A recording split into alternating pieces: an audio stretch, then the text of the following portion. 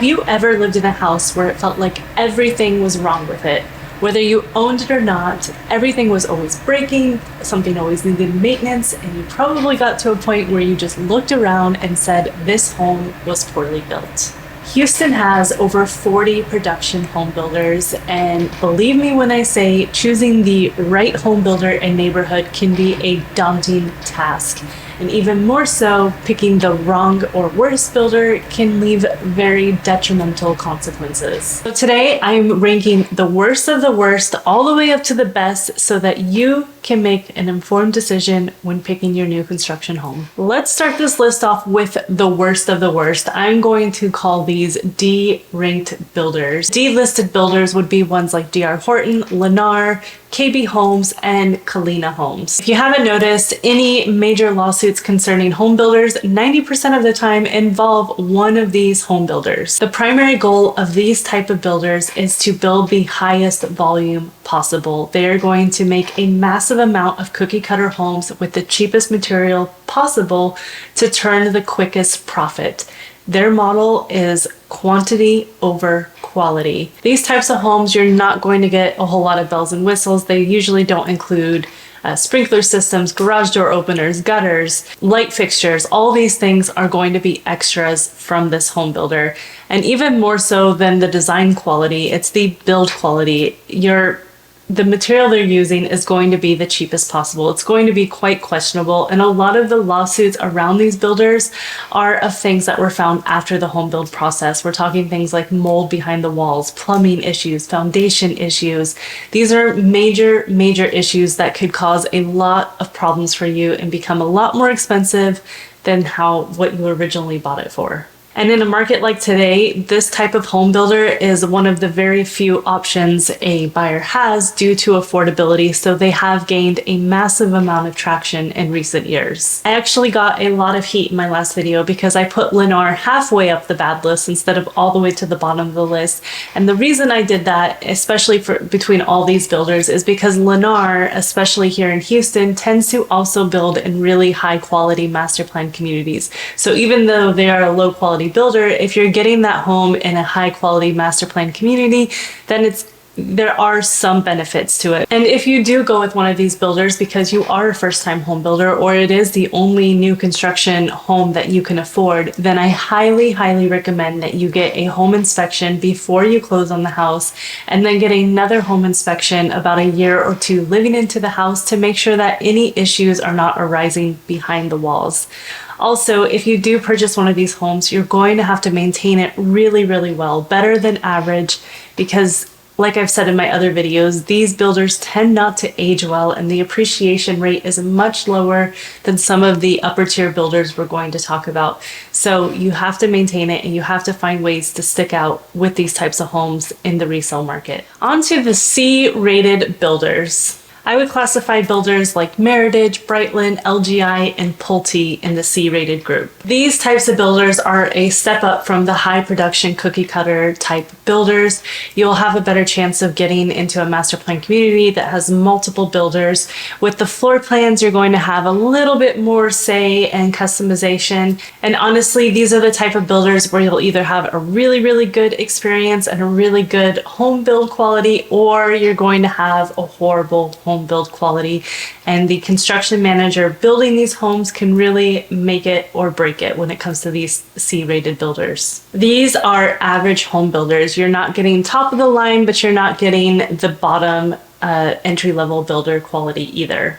Like I said, you're going to get a little bit more variety when it comes to the floor plans, the exterior, some of the design features. There's just going to be a little bit more included with these home builds, and most of the time they can end up being a pretty good value compared to the very D-level, entry-level builders, because you get a little bit more within the house, which is going to help your resale value in the future. Honestly, I don't imagine that the quality construction and the materials they're using is going to be considerably different than the D-level builders. However, I do feel because they're not turning volume as high, they're kind of a little bit more mixed on customer service and quality as well as quantity. Overall, this level is going to be a little bit better than D, but it is still not going to be nearly as good as the A and B levels when it comes to customer service, quality, and what you're getting for the money. If I were personally looking for a low-cost entry-level production builder, I would probably focus on the C builders before the D builders, just because I know I'm going to get a little bit more diversity, a little bit more design features, a little bit more customization in the floor plan, and overall the quality and the reputation of the builder is going to be a little bit better. Not only that, but the neighborhoods they tend to build in are going to be just a little bit higher tier and gain appreciation better than some of these entry-level neighborhoods. All right, my B-level builders, these are probably where I would say the sweet spot is, because you're not going to be paying A, premium prices, but you're also not going to be getting an entry-level builder. You're going to be getting a pretty quality builder with a lot of standard features included, and it's going to be in a pretty reputable neighborhood. So if you could find a good deal with these types of builders, I feel like that's where the value is when you're building with production builders. I would classify builders like David Weekley, Chesmar, Coventry. Of course, with all the production builders, they're building high volume, but with these, they're letting you customize it a little bit more, and they're making sure that you're getting a home that you can live in for several years to come. So you're going to have a lot more standard features included and a lot more design features that make it feel like a really nice home. These builders tend to build in upper to middle tier neighborhoods, meaning that the appreciation rate for these homes is slightly higher on average compared to the C and D level builders. I feel like these are good starter homes and or move up homes depending on your price point, but overall I'm pretty confident with these B level builders you're going to get a acceptable home build that will last for years to come. All right, so the A level home builders, these tend to be the best of the best for what they are.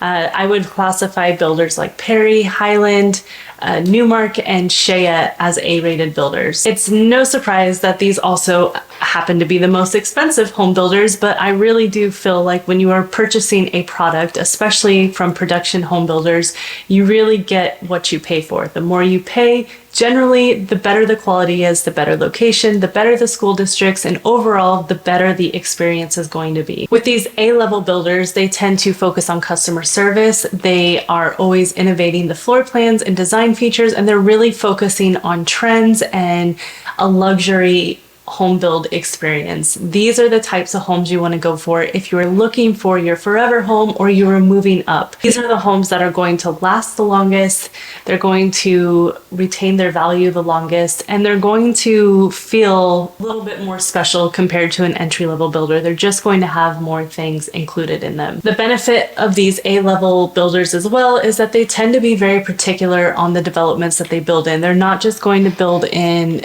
any development or neighborhood. They're very strategic in where they go. They go where the money is and where the appreciation is. The good thing about these builders is that they do also build smaller homes. They build townhomes. They do build homes in all budget levels. So even if you think you cannot afford one of these homes, I would strongly encourage you to consider getting a smaller home of a to B level rated builder instead of a bigger entry-level builder, because in the end it's going to be better quality, you're going to be happier with it, and it's going to hold its value and resell a little bit better in the future. I only covered a handful out of the 40 plus builders here in the Houston area, so please do me a favor and comment down below what builder you think is the best and the worst here in Houston. If you found this video helpful, I have an entire playlist on new construction builders.